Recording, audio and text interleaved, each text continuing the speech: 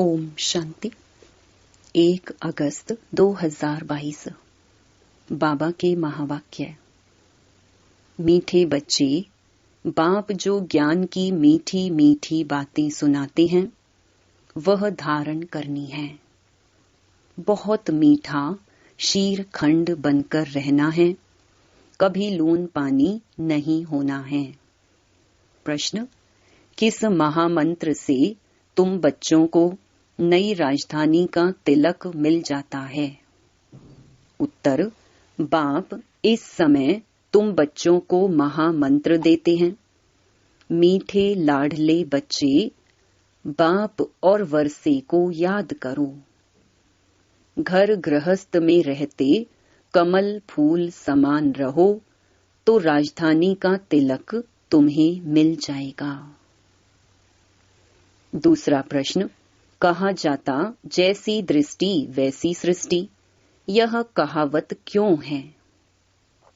उत्तर: इस समय के मनुष्य जैसे पतित हैं, काले हैं, ऐसे अपने पूज्य देवताओं को, लक्ष्मी नारायण, राम सीता को, शिव बाबा को भी काला बनाए उनकी पूजा करते हैं। समझते नहीं इसका अर्थ क्या है, इसलिए यह कहावत है। गीत: मुखड़ा देख ले प्राणी जरा दर्पण में। ओम शांति। मीठे मीठे सिकिलधे बच्चों ने गीत की लाइन सुनी कि दिल रूपी दर्पण में देखो कि कितना पाप और कितना पुण्य किया है। पाप और पुण्य दिल रूपी दर्पण में विचार किया जाता है ना। यह तो है ही पाप आत्माओं की दुनिया।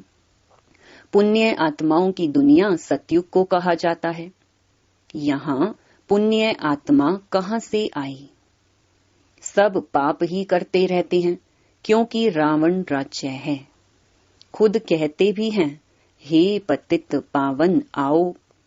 हम जानते हैं कि भारत ही पुण्य आत्माओं का खंड था।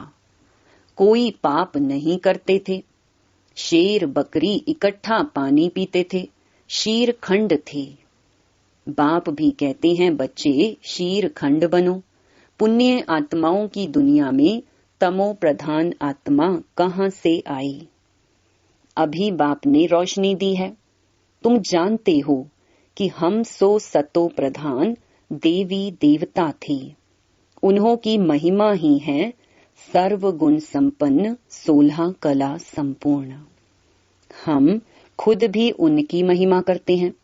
मनुष्य कहते हैं, मुझ निर्गुण हारे में कोई गुण नहीं। प्रभु आप आकर जब हम पर तरस करो तब हम भी ऐसे बन सकते हैं। यह आत्मा ने कहा।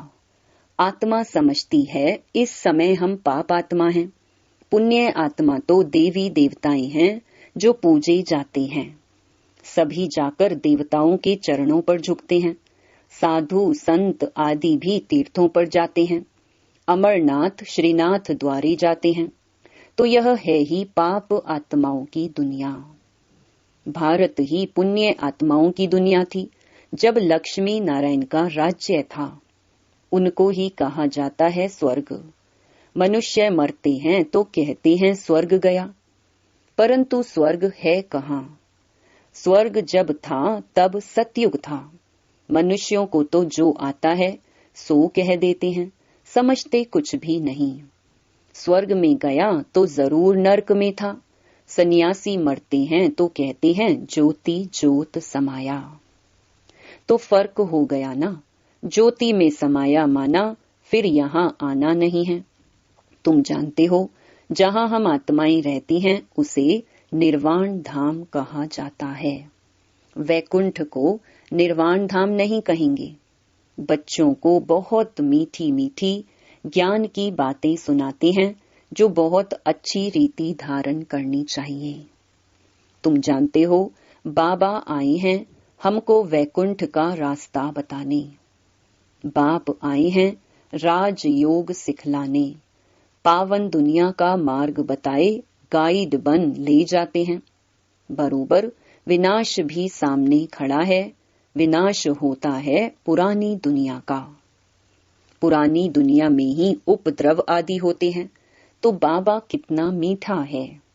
अंधों की लाठी बनते हैं, मनुष्य तो घोर अंधियारे में धक्का खाते रहते हैं। गाया जाता है ब्रह्मा का दिन और ब्रह्मा की रात। ब्रह्मा तो यहाँ है ना, बाप आते ही है रात को दिन बनाने के लिए। आधा कल्प है रात, आधा कल्प है दिन। अभी तुमको मालूम हो गया है। वह तो समझते हैं कलयुग अर्जुन बच्चा है। कभी कभी कहते हैं इस दुनिया का विनाश होना है, परंतु समझते कुछ भी नहीं है। आजकल तो मुश्किल घर बार छोड़ते हैं। कोई कारण हो गया तो घर से जाकर सन्यासी बन जाते हैं। बीच में गवर्नमेंट ने ऑर्डिनेंस निकाला था कि सन्यासियों को भी लाइसेंस होना चाहिए। ऐसे थोड़े ही कि जो घर से रूठे वह जाकर सन्यासी बने। मुफ्त में बहुत माल मिल जाते हैं। वह है हद का सन्यास। तुम्हारा है बेहद का सन्यास। इस समय सारी दुनिया पतित है। उनको फिर पावन बनाना एक पतित पावन बाप का ही काम है। सतयुग में पवित्र गृहस्थ धर्म था। लक्ष्मी नारायण के चित्र भी हैं। देवी देवताओं की महिमा गाते हैं ना, सर्वगुण संपन्न। उनका है हठ योग कर्म संन्यास। लेकिन कर्म का संन्यास तो हो ना सके। कर्म के बिना तो मनुष्य एक सेकंड भी रह नहीं सकता। कर्म संन्यास अक्षर ही रॉन्ग है। यह है कर्म योग, राज योग। तुम सूर्यवंशी देवी देवता थे। तुम जान गए हैं कि हमको 84 जन्म लेने पड़ते हैं। वर्ण भी गाए जाते हैं। ब्राह्मण वर्ण का किसको पता नहीं है। बाप तुम बच्चों को महामंत्र देते हैं कि बाप और वर्षे को याद करते रहो तो तुमको राजधानी का तिलक मिल जाएगा। मीठे मीठे लाडले बच्चे घर गृहस्थ में रहते कमल फूल समान रहो। जितना प्यार से काम निकल सकता है उतना क्रोध से नहीं। बहुत मीठे बनो। बाप की याद में सदैव मुस्कुराते रहो। देवताओं के चित्र देखो कितने हर्षित रहते हैं। अभी तुम जानते हो वह तो हम ही थे। हम सो देवता थे, फिर सो क्षत्रिय वैश्य शूद्र बने। अभी हम संगम पर ब्रह्मा मुख वंशावली बने हैं। ब्रह्मा मुख वंशावली सो ईश्वर वंशी। बाप का वर्षा मिलता है मुक्ति और जीवन मुक्ति। यह भी तुम जानते हो। जब देवी देवताओं का राज्य था तो और कोई धर्म नहीं था, चंद्रवंशी भी नहीं थे। यह तो समझने की बात है ना। हम सो का अर्थ भी उन्होंने आत्मा सो परमात्मा निकाल लिया है। अभी तो तुम जानते हो हम सो देवता फिर क्षत्रिय वैश्य शूद्र बने। यह आत्मा कहती है। हम आत्मा पवित्र थी तो शरीर भी पवित्र था। वह है ही वाइसलेस वर्ल्ड। यह है विषयस दुख धाम सुख धाम और शांति धाम, जहाँ हम सब आत्माएं रहती हैं। कहते हैं हम सब चीनी हिंदू भाई भाई हैं, परंतु अर्थ भी तो समझे ना। आज भाई भाई कहते कल बंदूक लगाते रहते हैं। आत्माएं तो सब ब्रदर्स हैं। परमात्मा को सर्वव्यापी कहने से सब फादर हो जाते हैं। फादर को वर्षा देना है, ब्रदर्स को वर्षा लेना है। रात दिन का फर्क हो जाता है। वह तो पतित पावन है ना, उनसे ही पावन बनना है। हम मनुष्य से देवता बनने चाहते हैं। ग्रंथ में भी है मनुष्य से देवता किए करत न लागी वार। गाया भी जाता है सेकंड में जीवन मुक्ति। हम देवताएं जीवन मुक्त थे, अभी जीवन बंध बने हैं। रावण राज्य द्वापर से शुरू होता है, फिर देवताएं वाम मार्ग में जाते हैं। यह निशानियां भी रखी हैं। जगन्नाथपुरी में देवताओं के भी बहुत गंदे चित्र हैं। आगे तो यह समझ में नहीं आता था, अब कितना समझ में आया है। वंडर खाते थे कि देवताओं के ऐसे गंदे चित्र यहाँ कैसे लगे हैं, और अंदर काला जगन्नाथ बैठा है। श्रीनाथ द्वारे में भी काले चित्र दिखाते हैं। यह किसको पता नहीं है कि जगन्नाथ की शक्ल काली क्यों दिखाई है। कृष्ण के लिए तो कहते हैं कि उनको सर्प ने डसा। राम को क्या हुआ? नारायण की शक्ल भी सांवरी दिखा देते हैं, शिवलिंग भी काला दिखाते हैं, सब काला ही काला दिखाते हैं।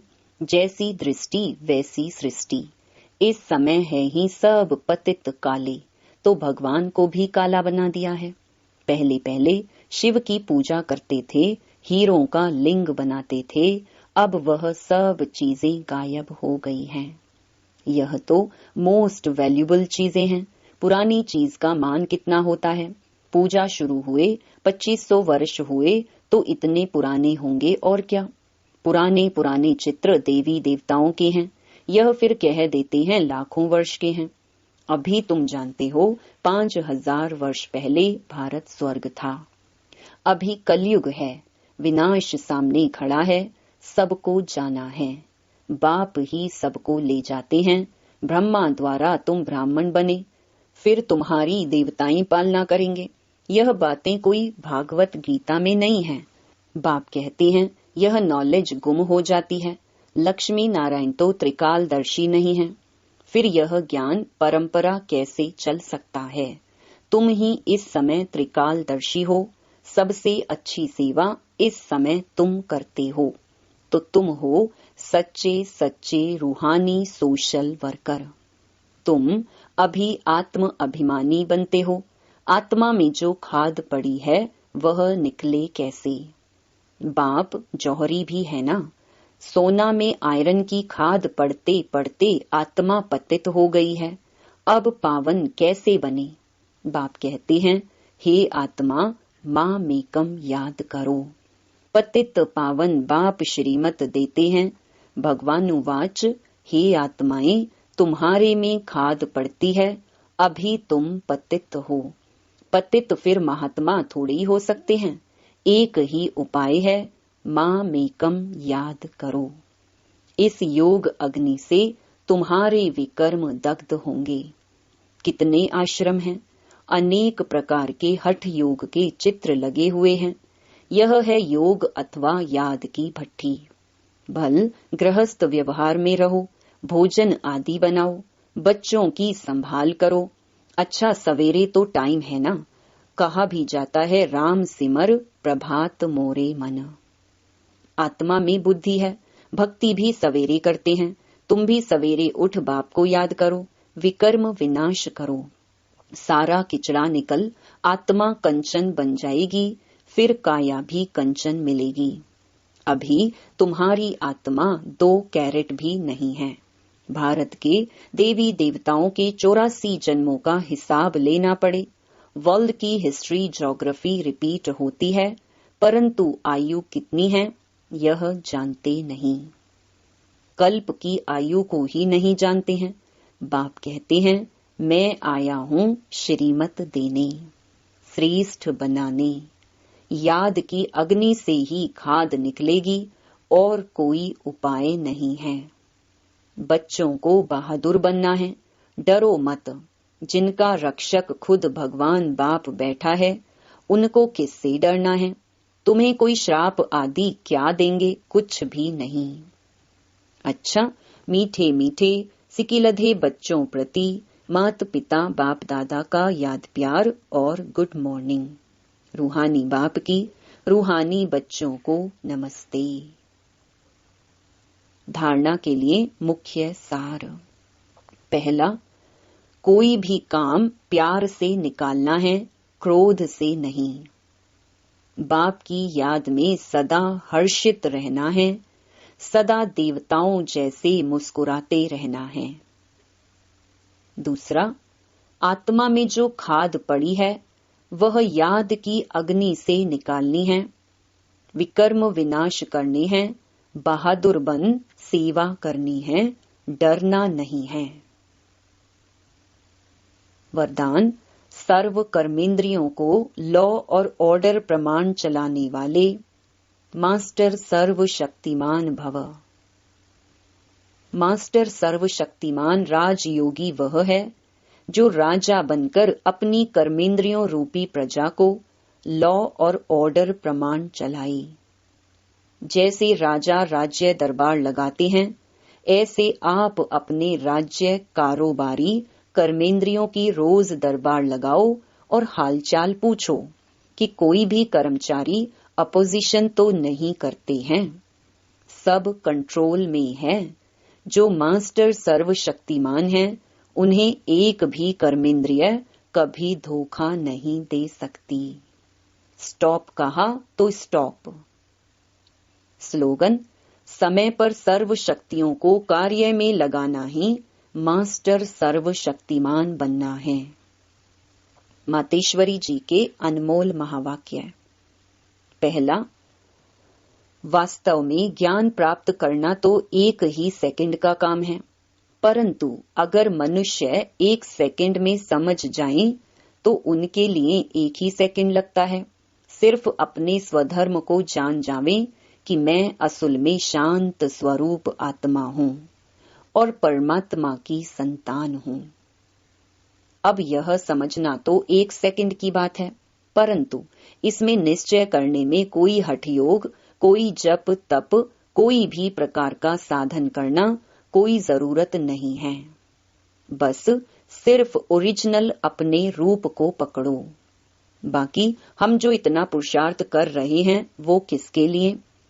अब इस पर समझाया जाता है, हम जो इतना पुरुषार्थ कर रहे हैं वो सिर्फ इतनी बात पर ही कर रहे हैं।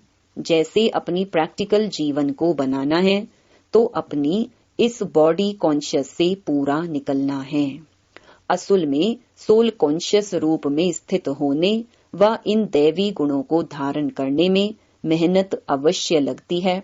इसमें हम हर समय हर कदम पर सावधान रहते हैं। अब जितना हम माया से सावधान रहेंगे तो भल कितनी भी घटनाएं सामने आएंगी, मगर हमारा सामना नहीं कर सकेंगी। माया सामना तब करती है जब हम अपने आप को विस्मृत करते हैं। अब यह जो इतनी मार्जिन है सिर्फ प्रैक्टिकल लाइफ बनाने की, बाकी ज्ञान तो सेकंड की बात है। दूसरा, यह अपना ईश्वरीय ज्ञान अपनी बुद्धि से नहीं निकाला हुआ है, ना कोई अपनी समझ अथवा कल्पना है अथवा संकल्प है, परंतु यह ज्ञान सारी सृष्टि का जो रचता है उस द्वारा सुना हुआ ज्ञान है। और साथ साथ सुनकर अनुभव और विवेक में जो लाया जाता है वो प्रैक्टिकल आपको सुना रहे हैं। अगर अपने विवेक की बात होती तो सिर्फ अपने पास चलती, परंतु यह तो परमात्मा द्वारा सुन अपने विवेक से अनुभव से धारण करते हैं। जो बात धारण करते हैं वो जरूर जब विवेक और अनुभव में आती है तब अपनी मानी जाती है। यह बात भी इन द्वारा हम जान चुके हैं। तो परमात्मा की रचना क्या है, परमात्मा क्या है, बाकी कोई अपने संकल्प की बात नहीं है। अगर होती तो अपने मन में उत्पन्न होती। इसलिए जो अपने को स्वयं परमात्मा द्वारा मुख्य धारणा योग्य पॉइंट मिली हुई है वो है मुख्य योग लगाना, परंतु योग के पहले ज्ञान चाहिए। योग करने के लिए पहले ज्ञान क्यों कहते हैं? पहले सोचना समझना और बाद में योग लगाना। हमेशा ऐसे कहा जाता है, पहले समझ चाहिए नहीं तो उल्टा कर्म चलेगा। इसलिए पहले ज्ञान जरूरी है। ज्ञान एक ऊंची स्टेज है जिसको जानने के लिए बुद्धि चाहिए, क्योंकि ऊंचे ते ऊंच परमात्मा हमको पढ़ा रही हैं। अच्छा, ओम शांति।